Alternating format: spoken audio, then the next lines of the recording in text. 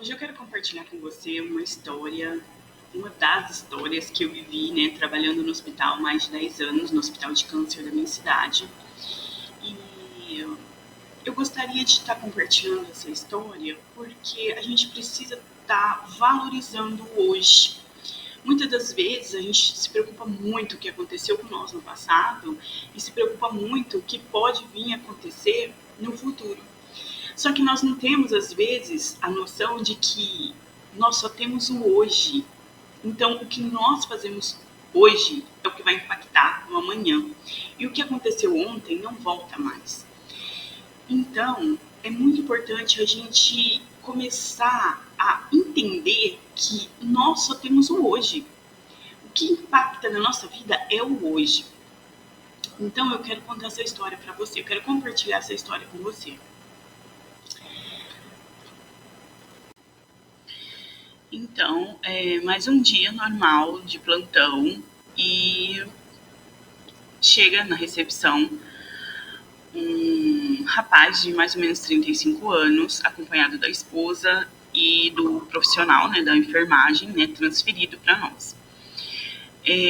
Eu lembro que ele entra pela porta lateral, né, que é onde entra a cadeira de rodas e macas, né, e tem a outra porta da frente onde entrava pessoas a pé, né, ali dava direto a mim, a porta lateral com uma janela bem gigante e um corredor ao meu lado.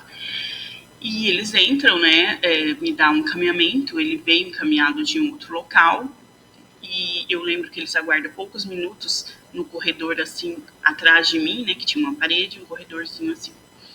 Aparentemente ele tava bem, ele não tava com oxigênio naquele momento, mas ele já foi transferido, encaminhado para o setor da internação. Então foi rapidamente ali que passou, ele em silêncio, a esposa em silêncio. E fizemos ali os primeiros atendimentos para transferência e ele já foi direto para o setor que ele veio transferido. 5 dias mais ou menos após, eu fiquei sabendo que ele foi transferido no outro dia para o hospital de cuidados paliativos e que ele veio a óbito. E eu lembro também que o pessoal disse que foi comovente porque ele tinha 2 crianças pequenas e que liberaram essa visitação para as crianças antes porque sabia que depois ele chegou, fez todos os procedimentos, eles verificaram que a situação dele realmente não tinha mais o que fazer.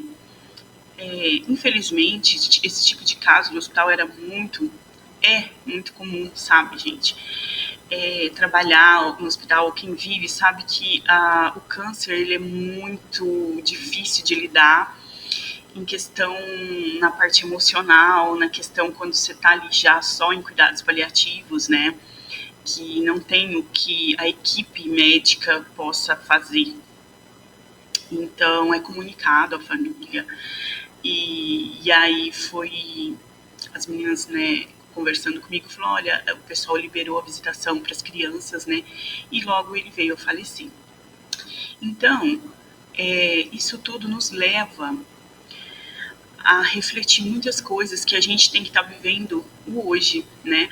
E muitas das vezes a gente fica muito preocupado que, às vezes, aquela ansiedade do que possa acontecer amanhã, porque e aí esquece do que o amanhã está na reflexão de hoje, né? Então, é muito importante a gente estar revendo tudo isso.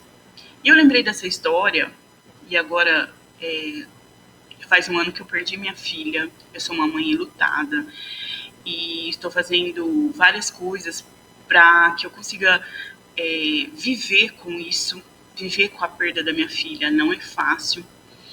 E uma das coisas que eu aprendi é viver o hoje, sabe? Não se importar com o que as pessoas falam e viver o que realmente me dá paz. Tudo isso, o câncer, a morte, o luto, o choro silencioso daquela esposa, os filhos que ainda chamam pelo pai, o vazio que ficou naquele quarto do hospital, não é só uma tragédia, é um chamado para acordar, para lembrar que a vida é agora, que a gente não tem controle sobre o tempo, mas a gente tem sobre as nossas escolhas. Significa que cada dia presente que pode acabar de repente. e que o amor que deixamos para depois pode nunca ser entregue. Significa que mesmo na dor mais profunda há aprendizado, há transformação, e há algo sagrado em simplesmente estar vivo. Essa história me ensinou que a morte ensina sobre a vida e que o luto, quando acolhido, pode nos devolver aquilo que realmente importa. Amar com mais verdade, viver com mais presença e agradecer o hoje antes que ele vire saudade.